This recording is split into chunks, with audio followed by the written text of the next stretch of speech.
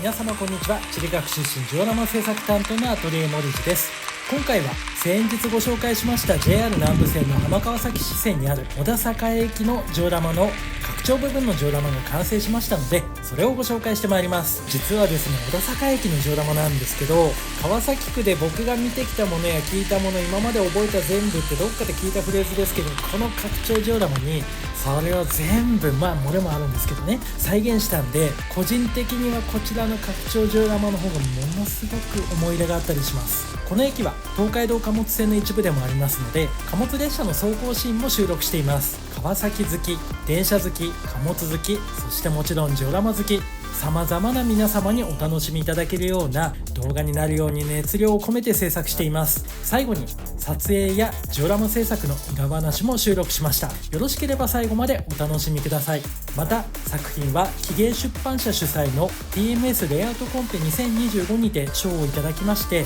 鉄道模型趣味2025年8月号に作品の概要を掲載いただいております。ここからは完成したジオラマを列車が走行するシーンを撮影しましたのでお楽しみください。小田栄駅は東海道貨物線ということもあって、日中からたくさんの貨物列車が行き交ってました。僕は貨物は手放しちゃったんで、第三利根川橋梁ジオラマを合作した愛木さんがウェザリング加工しためっちゃかっこいい貨物車両をお借りしてきました。ちなみに愛木さんのジオラマ作品は光見に行ってすごいので、概要欄に僕が愛木さんのジオラマ作品を解説した動画のリンクを貼りました。ぜひそちらもお楽しみください。僕が住んでいた時、南武支線では205系の2両編成が運用についてたんですね。で、時間帯によっては普通電車結構本数少なくて1時間に2本ぐらいなんですよ。で、貨物の方が本数多いんじゃねっていうような感じを受ける時間帯も結構ありました。吉天さんからそういえば小田栄って敷島通ったはずって伺ったんで、ネットで調べてみたらここ試運転で自走してたんですね。住んでた人間としてはここに敷島って驚きでした。でも模型だとすぐに再現できるんで楽しいです。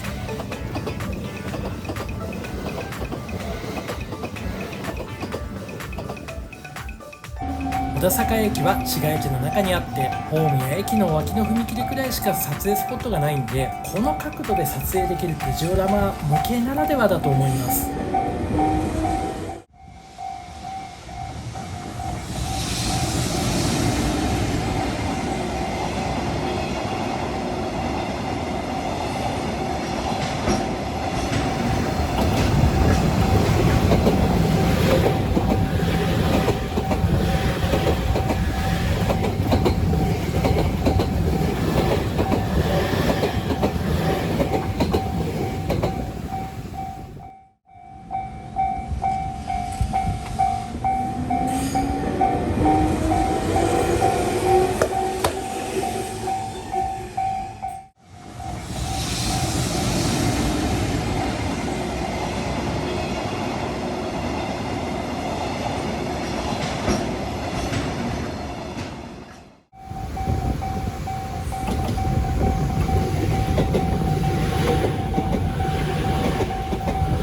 敷島が走行していたって住民としては驚きなんで、ついついたくさん撮影しちゃいました。この後は制作から完成までを要点絞ってリズミカルにお届けします。川崎区の日常を既製品でジオラマにしました。動画は概要欄をご参照ください。ここからは制作の状況をお届けします。前回の動画では小田栄駅ジオラマ本体の完成までをご紹介しました。動画では駅の下に再現した粉暗渠にカメラを潜らせてみたり、夜景で人影が映る様子をご紹介していますので、よろしければそちらの動画もご参照ください。2025年2月8日に開催されました東京ジオラマ展で制作途中のこの作品を展示させていただいたんですけど、いくら制作途中とはいえこれスッカスカじゃないですか。川崎区らしさが全然出てないわって思って、このジオラマを拡張することにしました。画像の奥から左手にかけてこんな感じで拡張ジオラマを作って、そこに僕が知っている川崎区の街並みをギュッと凝縮して再現しようと思います。今回の動画の制作編ではベース工作とかありきたりな工作って皆様もご覧になっていて面白くないだろうなと思ったんで、下水道の工作とか暗渠の工作とか、はたまたブルーシートハウスなんだそれですよねの工作とか、ちょっと変化球の工作枠に絞ってご紹介してまいります。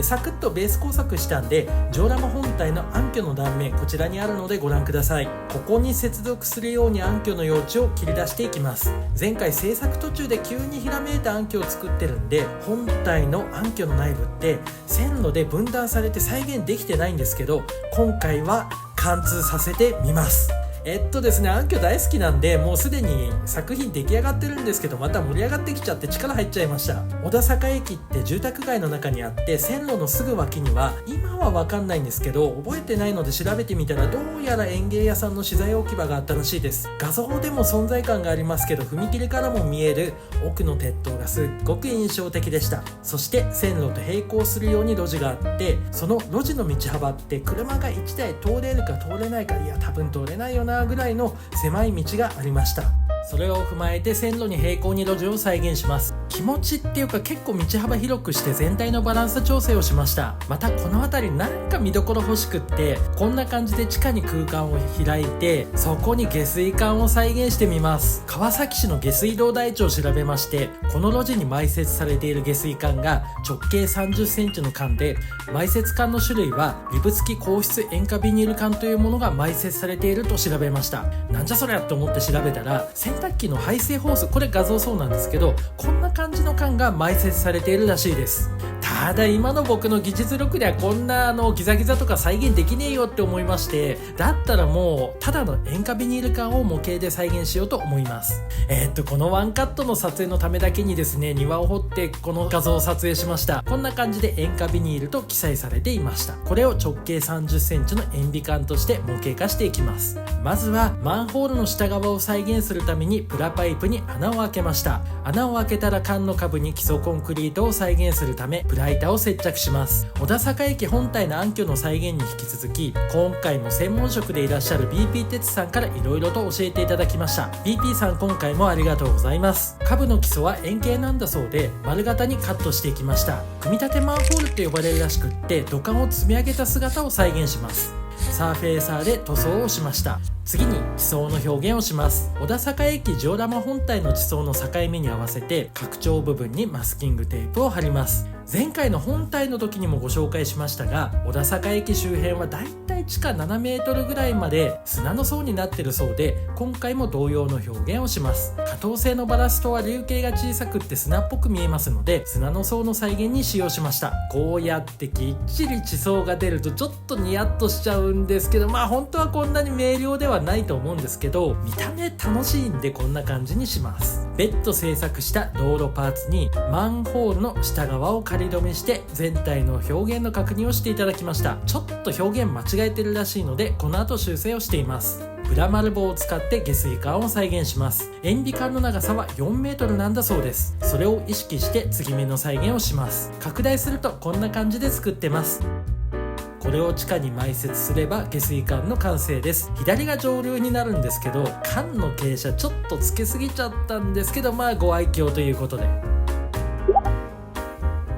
動画の冒頭でもお話ししましたように、この拡張ジオラマでは暗渠の内部も制作してジオラマの端から端までを貫通させます。プラ板を切り出して暗渠を作るんですけど、ここで少し角度をつけてあげた方が端から端まで覗けるよりも楽しくなりそうですし、その角度が変わる地点にこんな感じで解消を設けてあげて、この場所で暗渠の形態が変わるとめっちゃ楽しそうです。というわけでプラパイプで環境を作って途中で現場打ちの暗渠に変わるっていう設定にしてニヤニヤしていました。この暗渠自体が空想で作ってますんで、だったらもう徹底的に楽しむぞっていうことで、現場打ちの暗渠の上部にはコンクリートの蓋をプラ板で再現して、切り出した蓋を暗渠の流れに即して切り出したベースに1枚ずつ貼り付けます。ジオラマ本体との接合部付近には微妙な高さの差が出るんで、それをごまかせるようにですね、蓋ではなくってコンクリート打ちを再現しました。普段は水流がなく、大雨の時に水流がある暗渠っていう設定にしましたので、暗渠の床は乾燥状態を再現します。結構ヘドロっぽいのが溜まってるのかと想像してたんですけど、 BP 鉄さんに伺ったら、実は暗渠の内部って綺麗麗な土砂が堆積してる程度なんだそうです。ってことで今回初挑戦なんですけど、庭の赤土を水で溶いて、それを暗渠の中に筆で流し込んでみました。これすごい楽しかったです。思いのほか乾燥に時間がかかりまして、1日じゃ乾かなくって、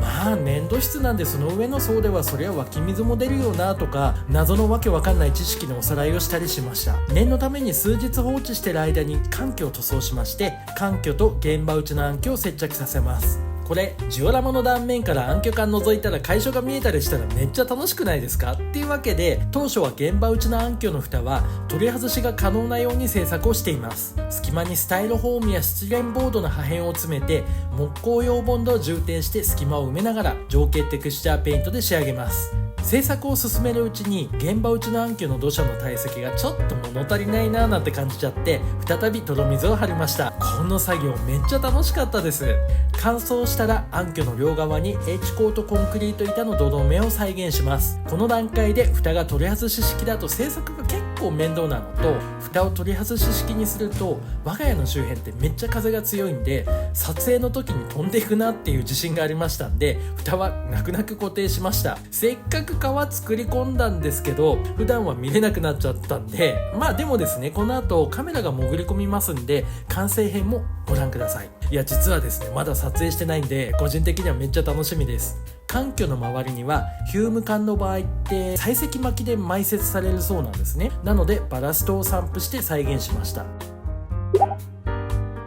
このジオラマでは川崎区の息遣いとか多様性とか包容力とかを再現したくって、ブルーシートで作られた住居を作ってみます。線路脇とこの路地の間に現地にはないんですけど架空の暗渠を作るんで、その脇の空き地に作ってみます。建物の基本的な壁面は波板で再現して、波板の制作動画概要欄にございますので別動画になってます。よろしければそちらもご参照ください。そして屋根とか玄関周りにブルーシートを再現します。ジオコレの照明システムに付属しているこの銀色の遮光シールを切り出していきます。各パーツを切り出したらメタルプライマーを吹いた上で塗装をして組み立てます。次に周囲からの目隠しで木目シートを切り出してベニヤ板を再現しました。暗渠の脇の三角形のこの土地に波板で箱組みした建物を置いて、そこにブルーシートで屋根掛けをしていったり、様々なドラマを考えて小物を配置してきました。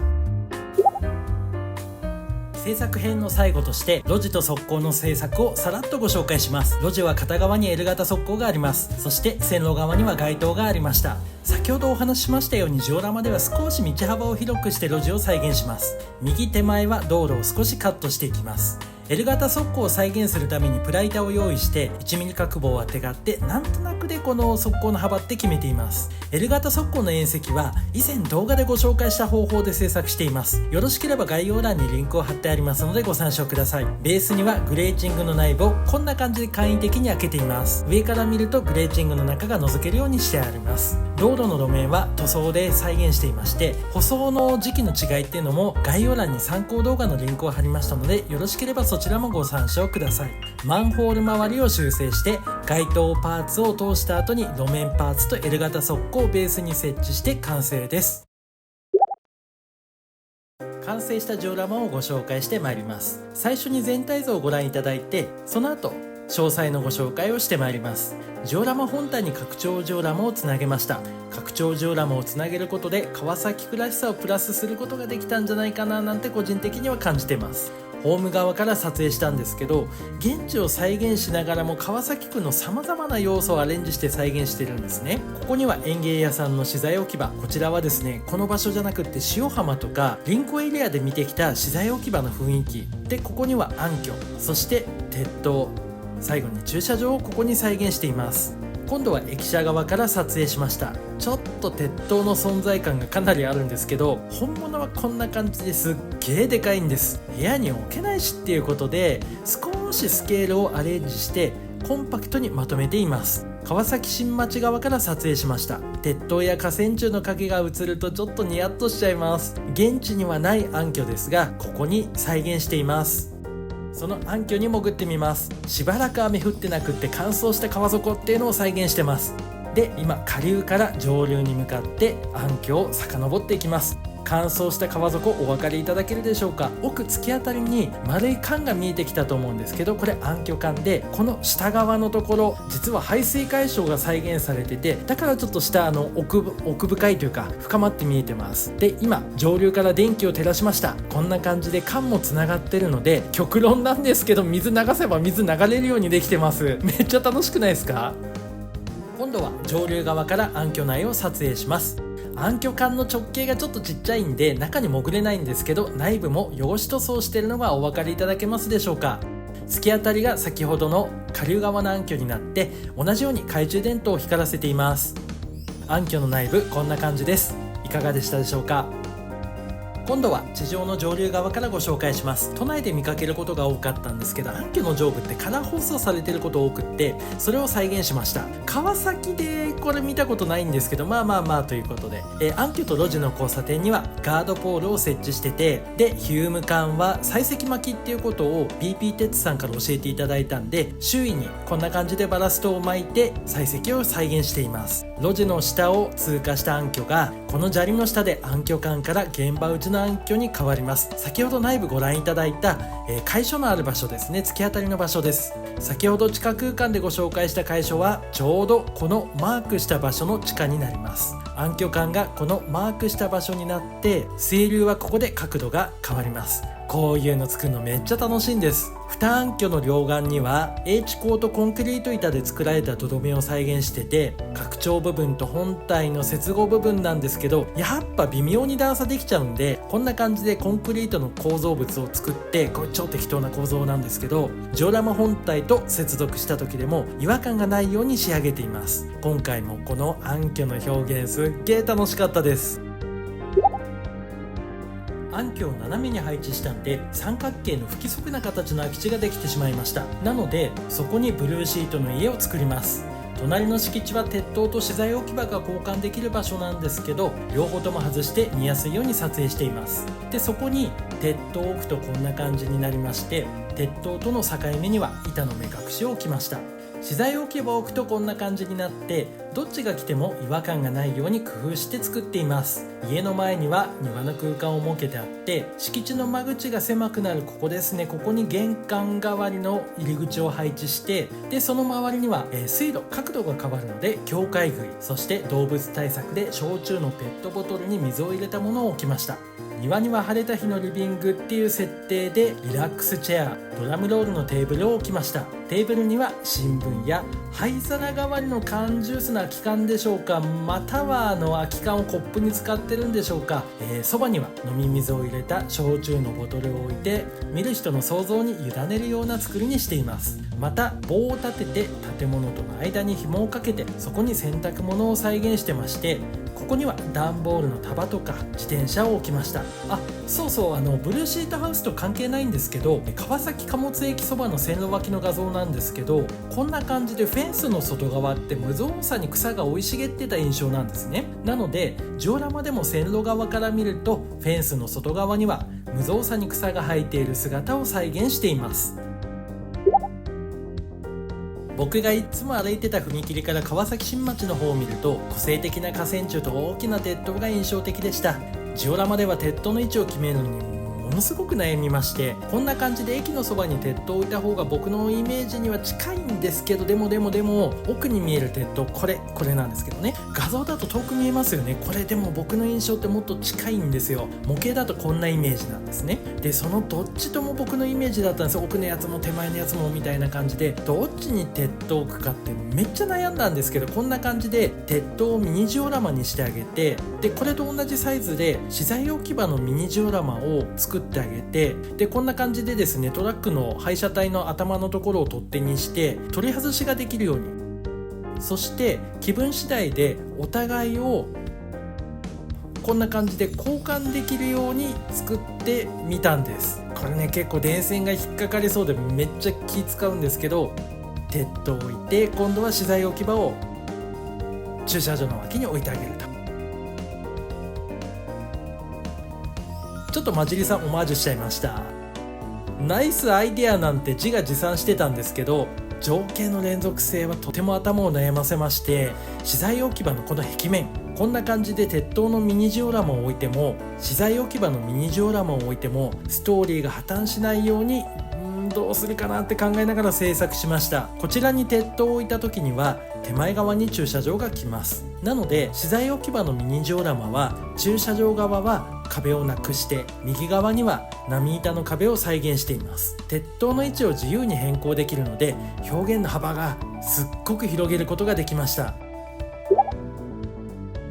園芸屋さんの資材置き場の路地の地下には下水管やマンホールの下側を再現しました。こっちが上流で、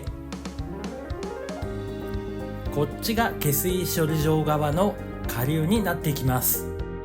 数年ぶりにマンホールの下側を作ったのでめっちゃ楽しかったです。前回制作したマンホールは断面だったんですけど、今回は構造体全体が俯瞰して見れるようにしました。前回の作品は概要欄をご参照ください。マンホールはちょっと作りたかったんで、ここあえて一昔前のマンホールの周り円形にですね、コンクリート打ちがされているものを作ってみました。マンホールの下側には組み立てマンホールっていう底板の上に土管が積み上げられるような工法を再現してて、ここには土管の継ぎ目を、ここには下水管の継ぎ手を再現して、さらに下水管の上側には管巻きっていうらしいんですけど、下水管の周りに砂を巻いて埋め戻していくらしいんですね。それを再現しました。下水道管は川崎市の下水道台帳によると、この路地には異物付き硬質塩化ビニール管が埋設されているのですが、ちょっと技術的な関係で塩化ビニール管にアレンジして再現しました。その塩ビ管ですが、管の長さ4メートルだそうで、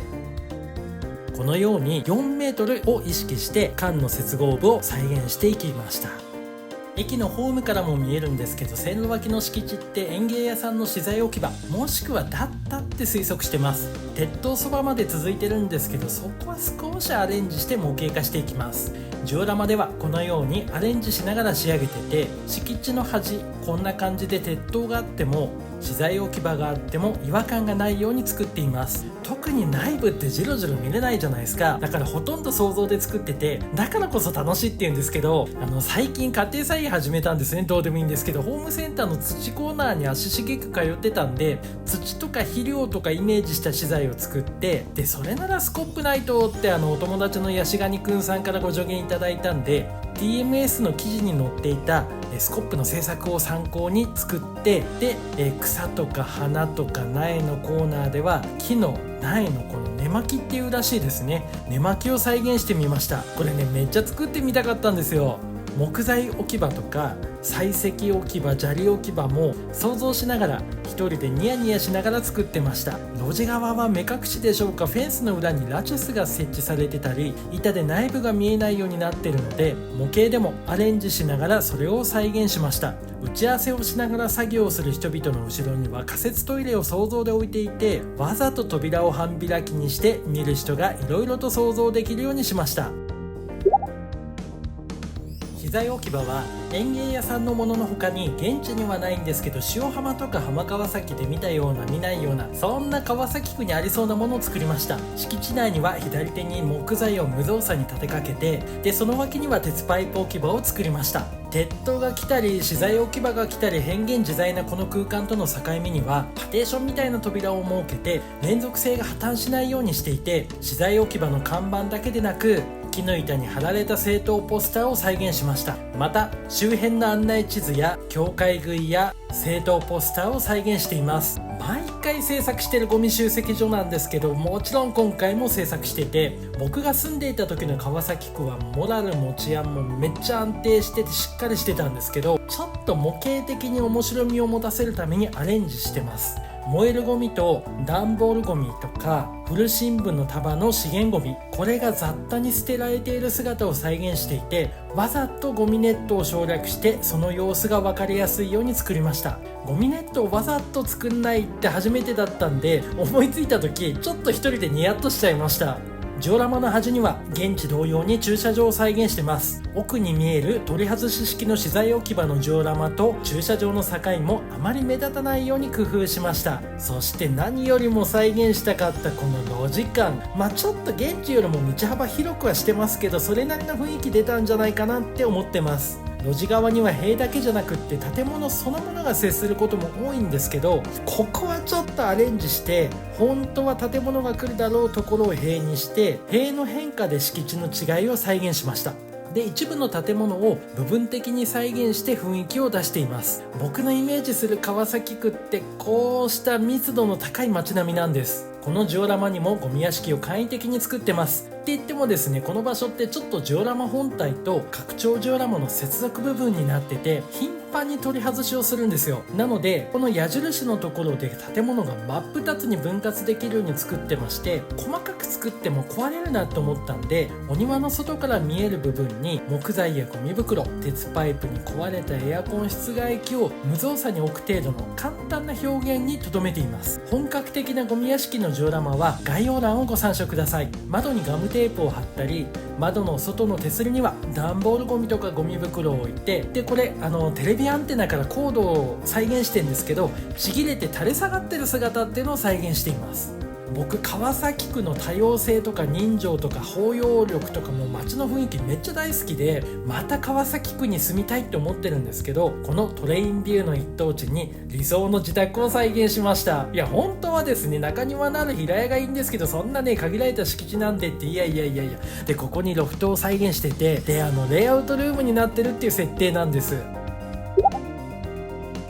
ここからは夜景をお楽しみいただきます。電車のパンタグラフにご注目ください。スパークするんですよ。この動画の撮影のために山越俊夫さんにお願いして2000検知式パンタスパークをいただきました。山越さんありがとうございます。めっちゃかっこいいです。このパンタスパークご興味をお持ちの方は概要にリンクを貼りましたので、山越さんの X の投稿をご確認ください。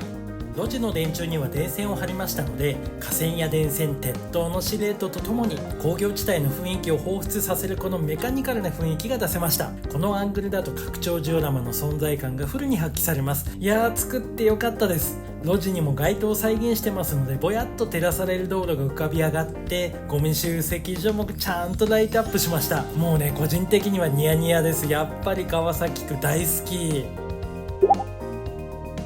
走行動画の撮影は庭にエンドレスを組んで何日かに分けて撮影したんですけど、いやー庭が波打っててなかなか思うように撮影できませんでした。試行錯誤して最終的にはこんな感じで庭にスタイロフォームを敷いて、その上にエンドレスを組んで撮影しました。冒頭の走行シーンでお楽しみいただいたこちらの EF65 くんなんですけど、実は僕のコレクションでの初めての同録車になりまして、父親がですね会社の取引先の方からいただいた車両になります。加藤の機関車、昔はスカートがカーブで首を振ってましたよね。懐かしいです。久々に走らせましたけど、我が家の斉藤さんの動力車が40年近い時を経て最新作のジオラマを走行する姿はちょっと胸熱でした。今回ご紹介しました小田栄駅ジオラマは個人的にとっても思い入れがありまして、この動画をより多くの皆様に楽しんでいただきたいっていう思いで制作しました。そのため動画制作にあたって320本以上走行動画撮影してて、その中から皆様に楽しんでいただけそうなそんな動画を集めて編集しています。そんな熱量多めの動画になりましたが、今回も最後までご覧くださいまして誠にありがとうございました。